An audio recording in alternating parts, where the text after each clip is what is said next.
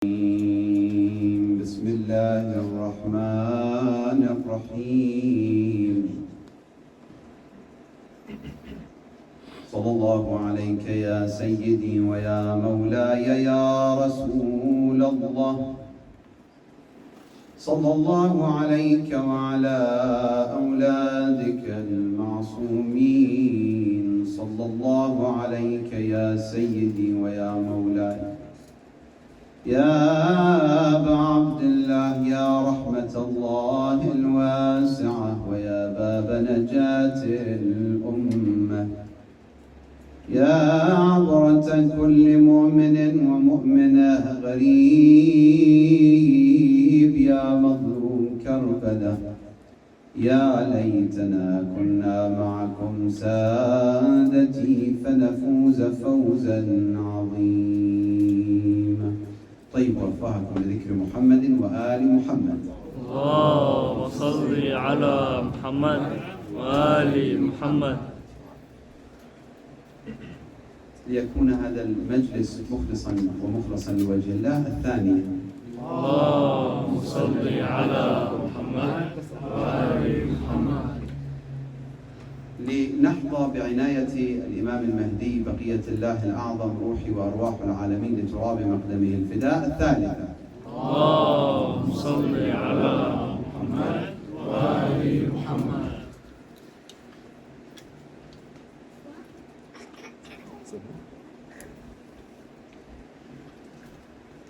في رواية عن الإمام زين العابدين dans un propos de l'imam Zayn al-Abidin alayhi salam, il dit ما من عمل بعد معرفة الله جل وعز ومعرفة رسول الله أفضل من بغض الدنيا. Après avoir connu et accepté l'unicité de Dieu et après avoir cru à la prophétie de Mohammed sallallahu alayhi et l'imam de Ahl al-Bayt alayhi salam, la meilleure action que la personne il peut effectuer, c'est le fait de haïr ce bas monde, le fait de détester ce bas monde. Sur ce point, j'ai trouvé un hadith de Imam al-Sadiq que je voulais voir avec vous dans notre échange et je vais me focaliser sur ce hadith. Finalement, comme vous le savez peut-être, il y a beaucoup de gens dans ce bas monde qui essayent de ne pas être attachés à ce bas monde. Par exemple, les minimalistes, aujourd'hui ils ont beaucoup de discours, beaucoup d'études, beaucoup de recherches.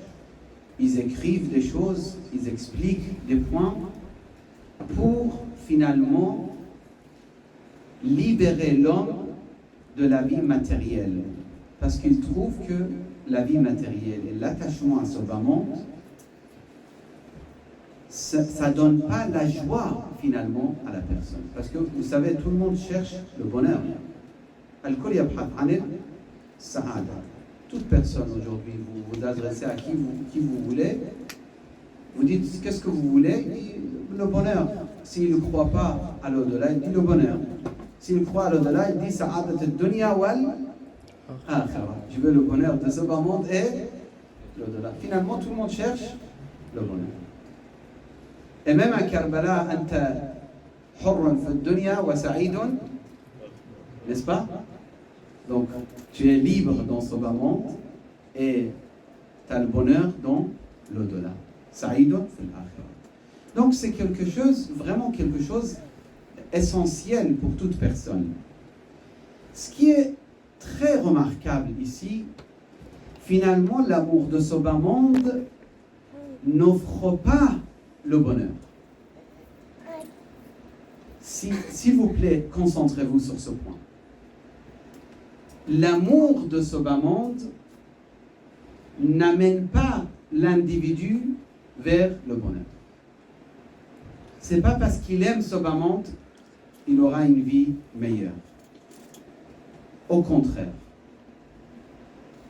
Le bonheur est accordé à celui qui s'est détaché de ce bas monde.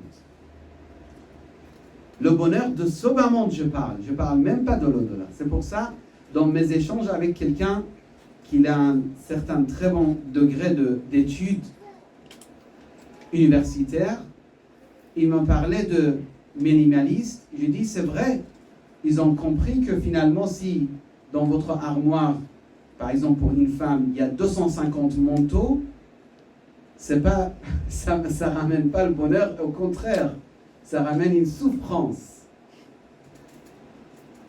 Si elle veut déménager, viens ramasser 250 manteaux. Le fait d'avoir 5 modèles de salon à la maison n'offre pas à la personne le bonheur.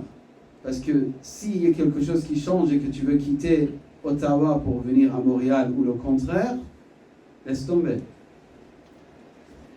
C'est vrai, c'est une idée vraie que les minimalistes, ils ont compris finalement que le bonheur n'est pas dans le fait d'obtenir et d'avoir beaucoup de choses.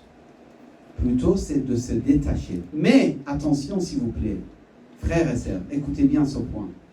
Mais les minimalistes, ils veulent ça, ils te donnent ces conseils parce qu'ils veulent que tu aies la joie dans ce bas monde. Ils ne cherchent pas à offrir quelque chose d'autre que ça.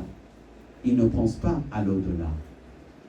Donc, détache-toi de tes affaires qui ne sont pas utiles pour avoir une belle vie dans ce bas monde. Al-Ajib, ce qui est très étrange, Ahl al-Bayt alayhim salam, ils veulent nous offrir le bonheur de ce bas monde, mais également, dites-moi, de l'au-delà. يعني سعيد الدنيا نعم. عذرا بس ده شرح او توضيح مينيماليست شو المقصود فيه يمكن مش الكلام. Oui, les minimalistes, rapidement, c'est ceux qui cherchent à avoir le minimum possible des choses. Par exemple, d'avoir 5 iPads, c'est pas la peine. D'avoir 5 portables, c'est pas la peine. D'avoir 5 voitures, c'est trop. D'avoir beaucoup de chaussures, c'est trop. Non, c'est pas la peine, etc. Ils disent, après, entre les minimalistes aussi, chacun il a son ijtihad.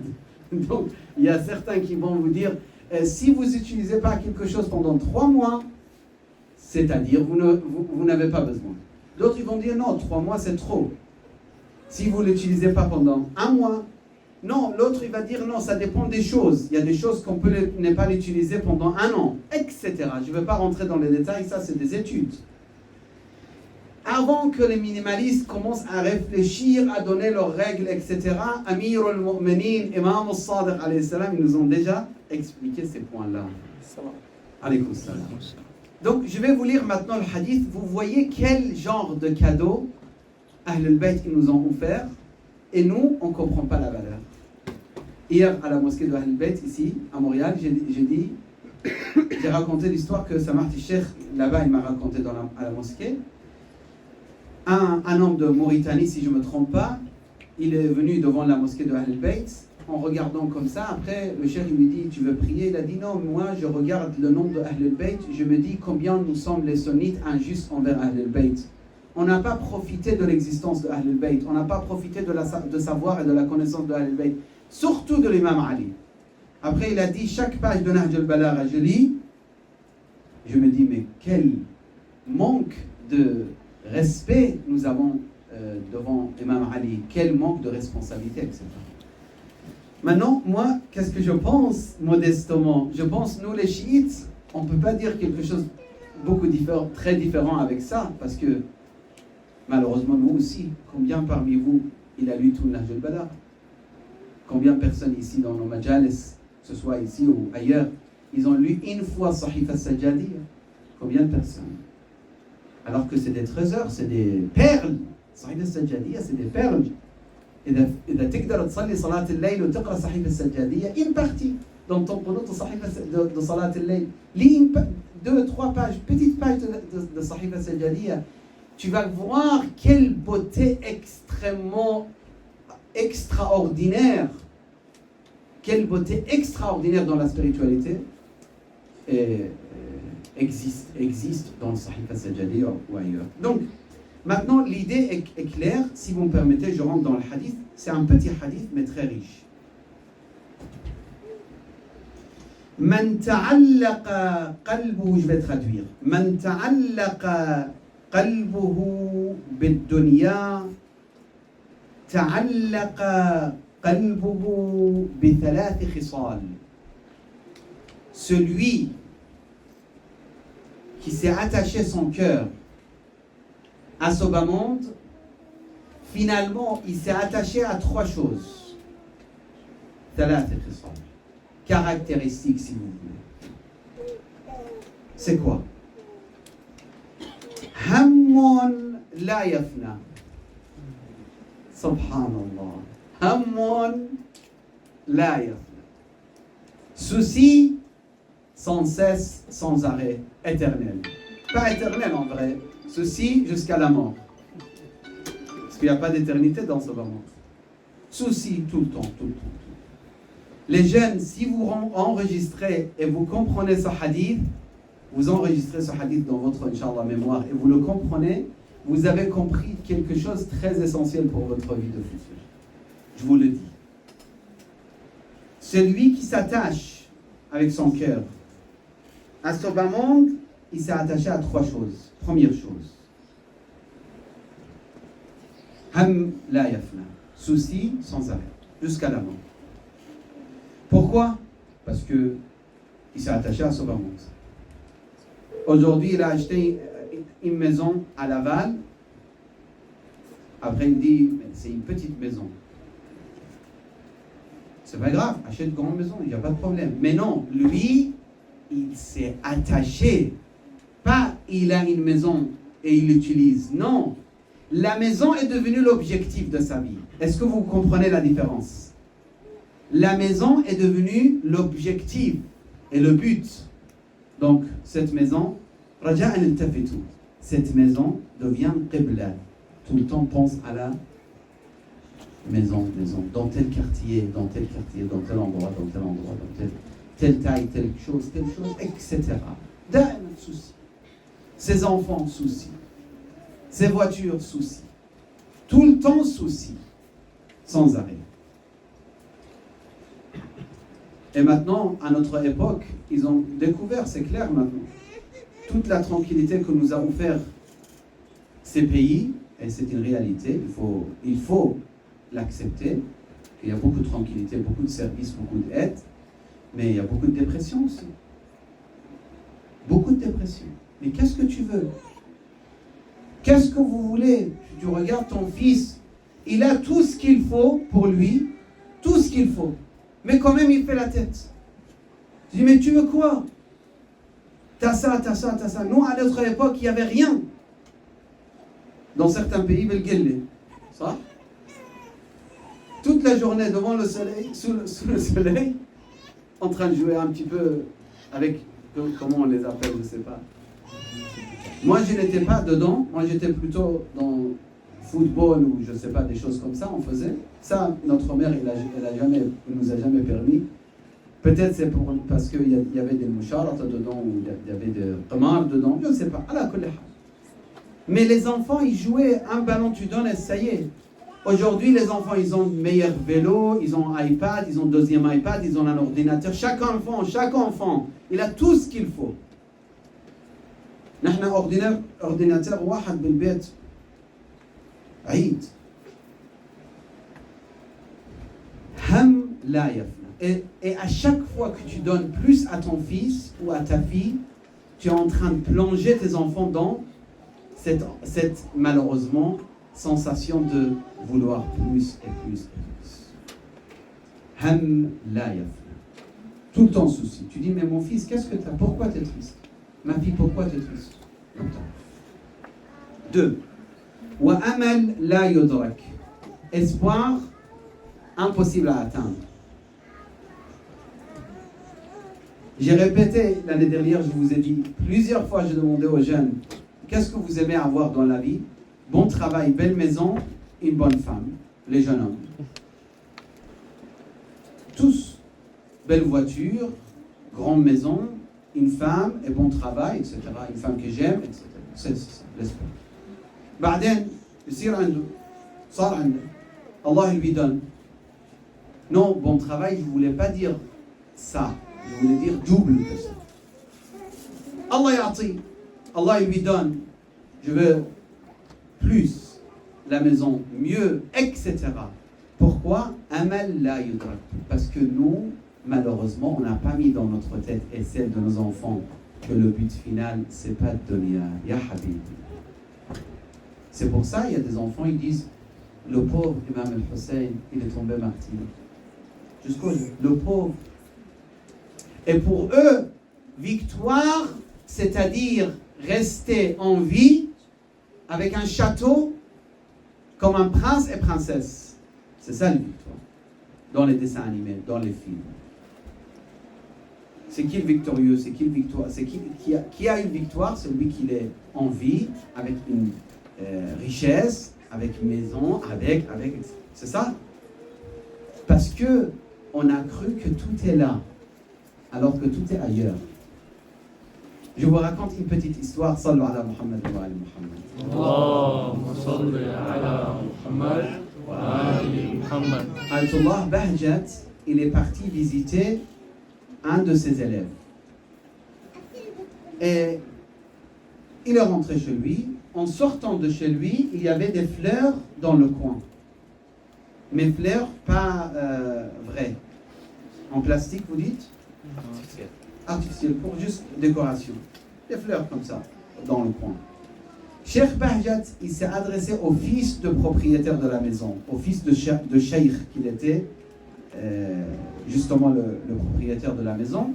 Il lui a dit, est-ce que tu as donné de l'eau à ces fleurs? Cheikh Bahjat, il pose cette question, la personne, le jeune homme, il dit, Hajara, c'est-à-dire, Shaykhana, c'est des fleurs en plastique. On ne donne pas d'eau. Mais il ne dit pas en plastique, il dit masnoui. En perse, masnoui, c'est-à-dire fabriqué. C'est pas réel. Est-ce que vous voyez? Et là, Cheikh Bahjat, il profite de l'occasion parce qu'il savait que c'est des fleurs fabriquées et pas les vraies fleurs. Il dit Ad-dunya, tout ce bas monde est fabriqué. La vérité est là-bas. La vérité est là-bas. Donc toi, tu te focalises pour ici, tu te focalises pour le bonheur d'ici, tu fais des péchés pour atteindre tes bonheurs ici, tu es en train de perdre là-bas. وَمَا الْحَيَاةُ الدُّنْيَا إِلَّا لَهْوٌ وَلَعِبٌ وَإِنَّ الْآخِرَةَ لَهِيَ الْحَيَوَانِ. Hayawan, c'est-à-dire la vraie vie. Parce que là, on dit hayawan, des fois ils croient que c'est l'animal, n'est-ce pas? Alors que le verset, il parle de la vraie vie. La vraie vie est là-bas. Ici, c'est ce n'est pas la vraie vie. C'est justement la vie temporelle, la vie éphémère, la vie fabriquée.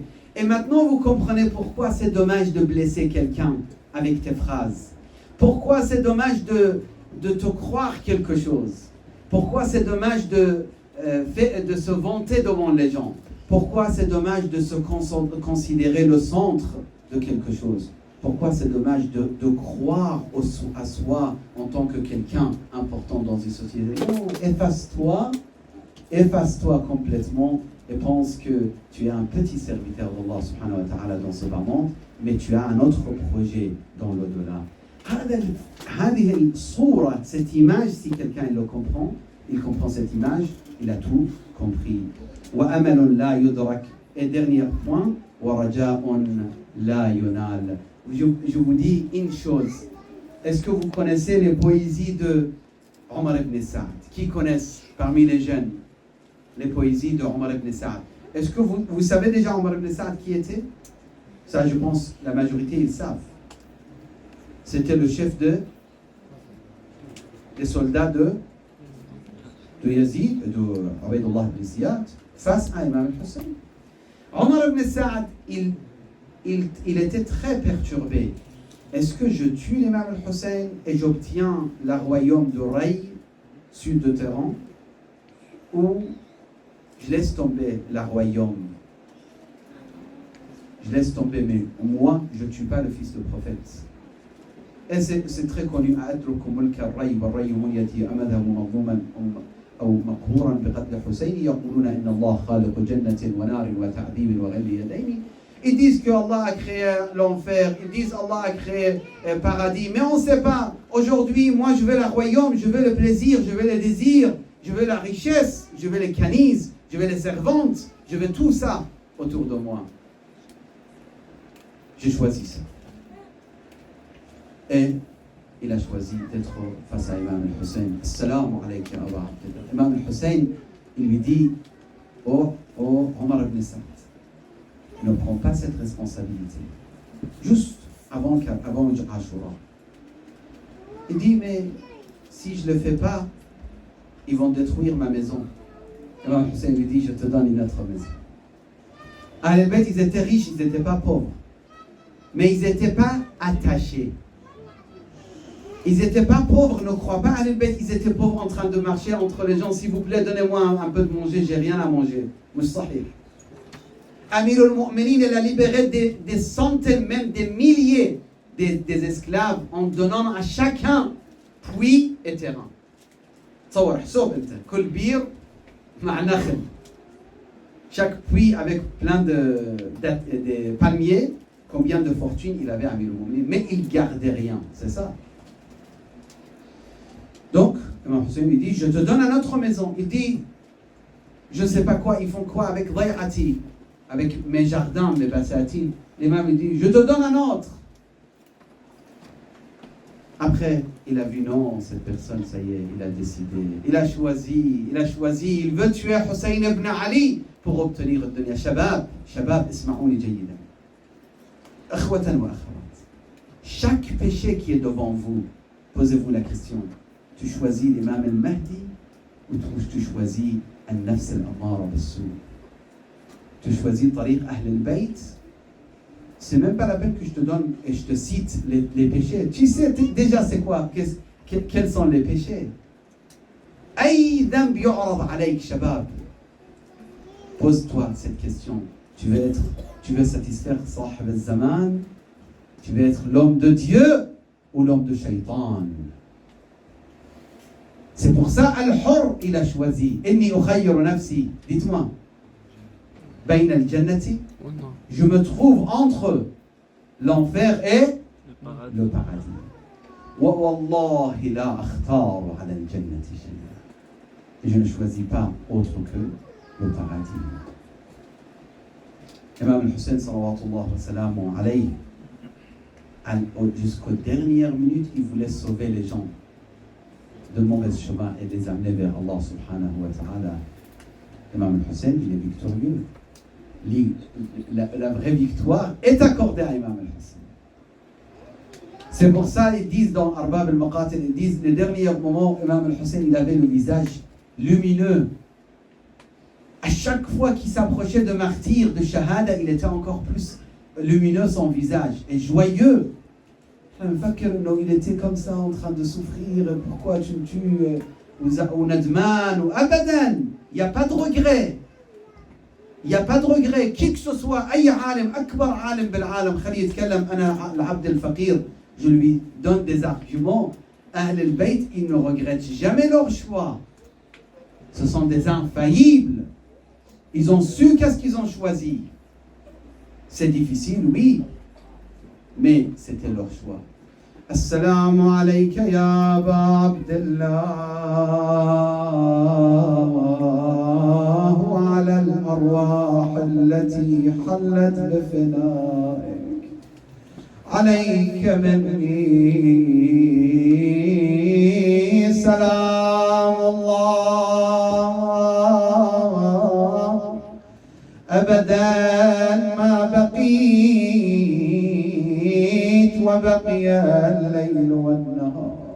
On y va ensemble voir Imam al-Hussein lorsqu'il quittait la Médine. Il se préparait pour quitter Medina Jaddi Rasulullah. Il est parti vers Qabr al-Rasoul, vers le mausolée de Rasulullah. Oh grand-père, Ya Rasulallah, je vais quitter Médina. Je vais vous suivre, Ya Rasulallah. Il savait, Imam al-Hussein, que ça y est, c'est proche le martyr de Karbala. En sortant de Médine, tous Ahl al-Bayt, ils se sont préparés pour quitter Médina de Rasulullah. À un moment, une petite fille, l'histoire le relate, qui était une des filles de Imam al-Hussein. Elle était malade. Elle est restée à Médine, elle est venue vers Imam al-Hussein. Ya Hussein, pourquoi tu ne m'amènes pas avec toi? Où tu vas, mon père Hussein?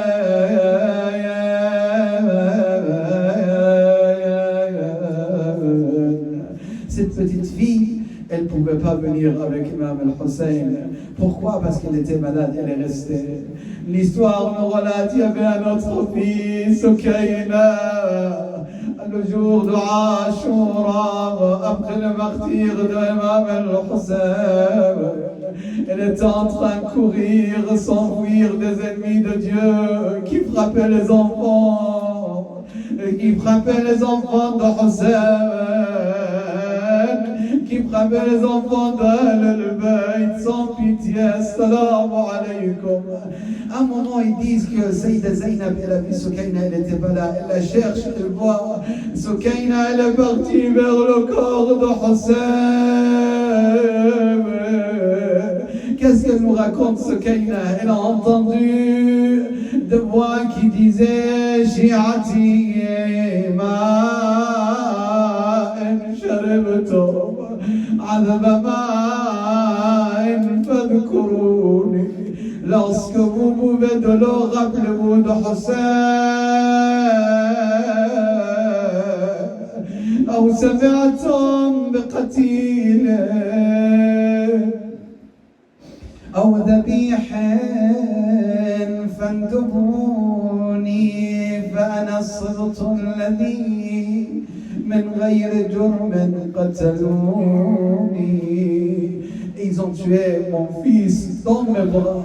وبجرد الخيل بعد القتل عمدا سحقوني. ليتكم في يوم عاشوراء جميعا تنظروني. Si on avait la possibilité de voir Karbala, maintenant tu peux fermer tes yeux et partir à Karbala, regarder des scènes que Imam al-Hussein nous explique. ليتكم في يوم عاشوراء جميعا تنظروني. Qu'est-ce qu'on pouvait voir le jour de Karbala si on était là-bas? كيف أستسقي لطفلي فأبوا أن يرحموني. J'ai demandé de l'eau pour mon fils Abdullah al-Radi'. Ils ont refusé de donner de l'eau à mon fils Abdullah alors qu'il avait quelques mois. Et en réponse, qu'est-ce qu'ils ont donné au lieu de donner de l'eau? كيف أستسقي لطفلي. يا عاشق الحسين، انظر إلى الطفل الرضيع بين يدي الحسين.